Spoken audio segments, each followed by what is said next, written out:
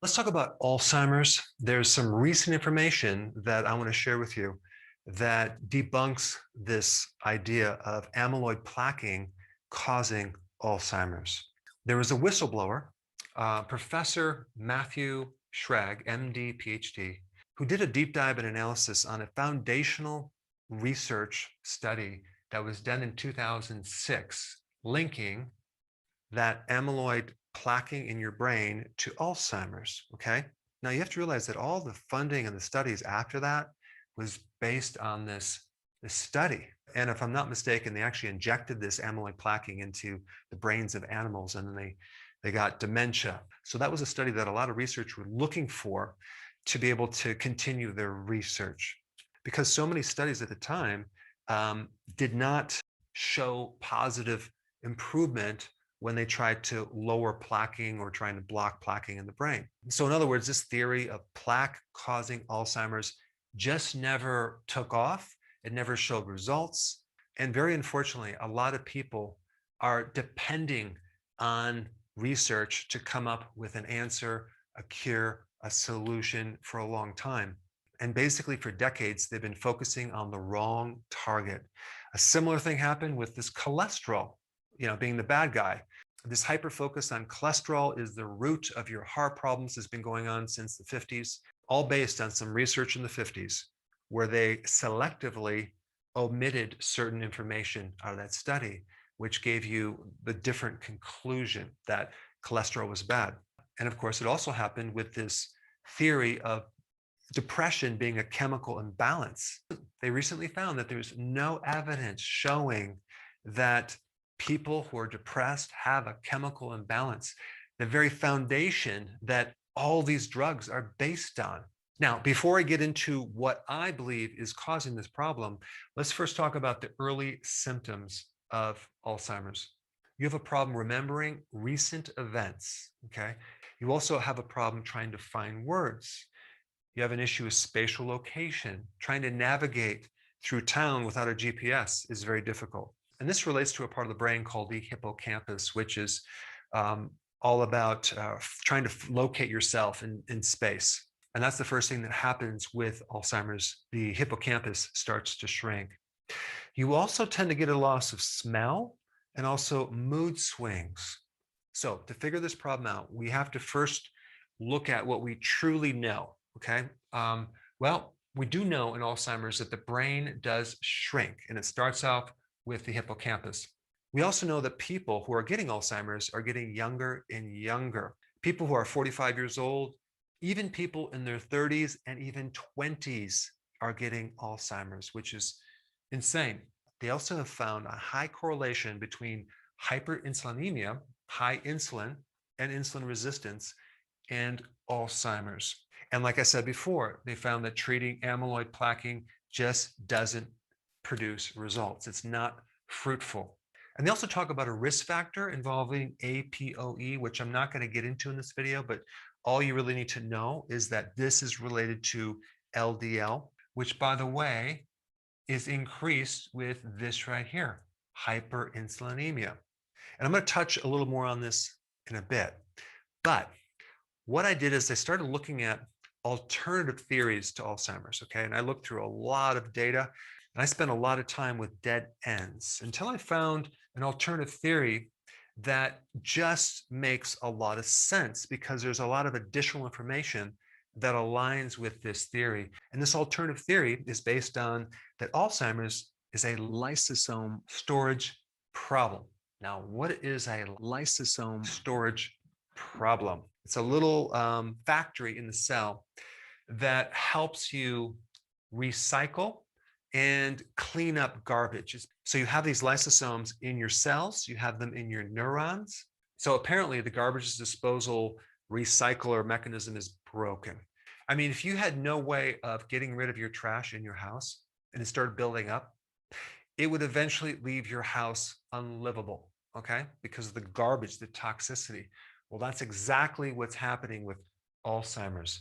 So in this little lysosome, which is the garbage disposal recycler in your cells, you have the old damaged stuff, garbage, protein, damaged proteins, goes through this little mechanism. There's over 50 enzymes and acids that are dissolving and breaking things down, okay?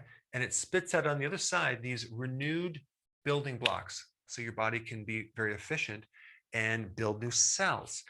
This whole process is called autophagy. So autophagy is a condition in your body where you're recycling things.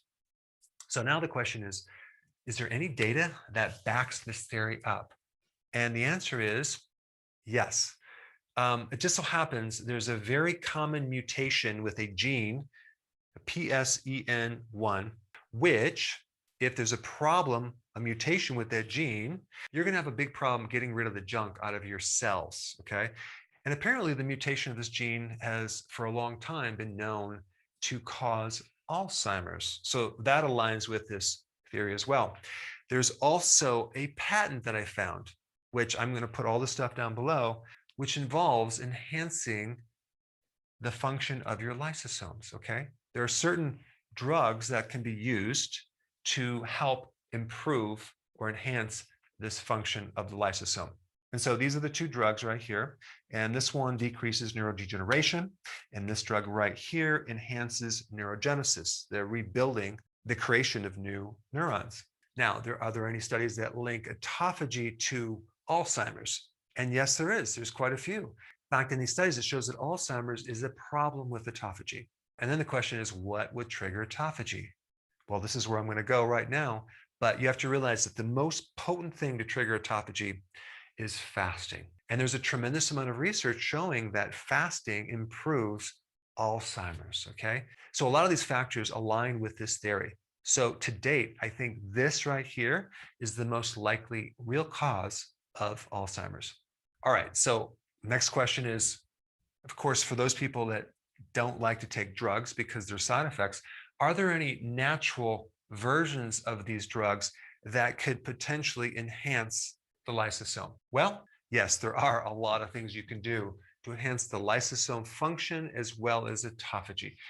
And the first thing you should know is what will induce autophagy is the lowering of glucose. That's a very potent trigger. So what does this lower glucose thing mean? It means low carb, no sugar, okay? So the ketogenic diet, that would be number one. Number two, fasting, I already mentioned this.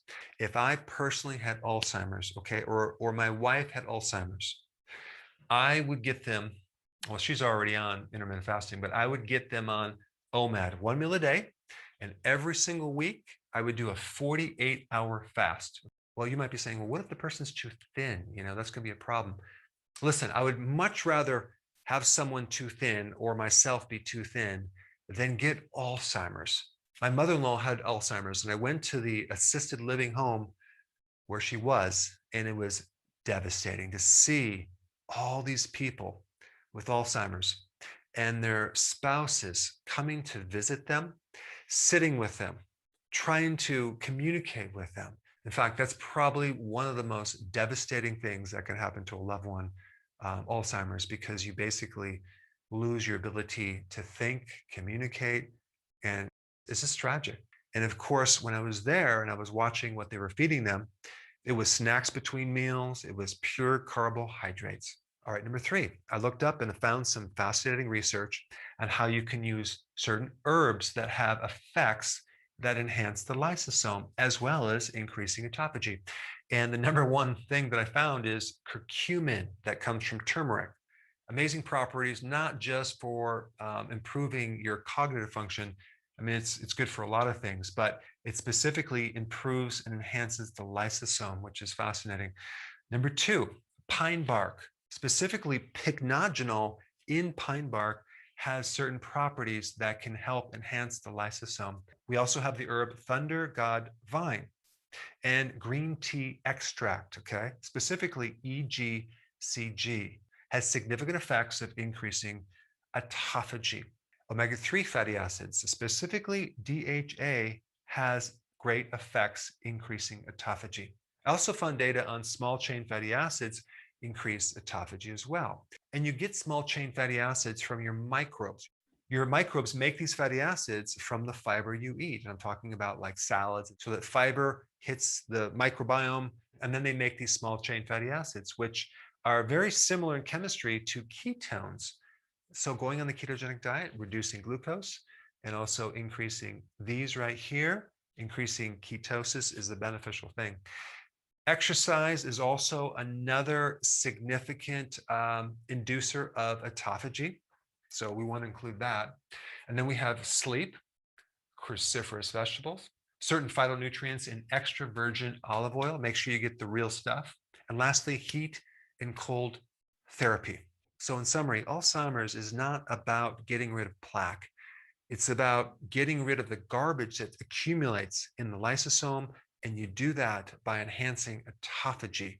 And there's one thing, applying all this to a loved one or a friend that you know, but it's another thing to start applying this information right away for yourself and your friends and family to prevent Alzheimer's.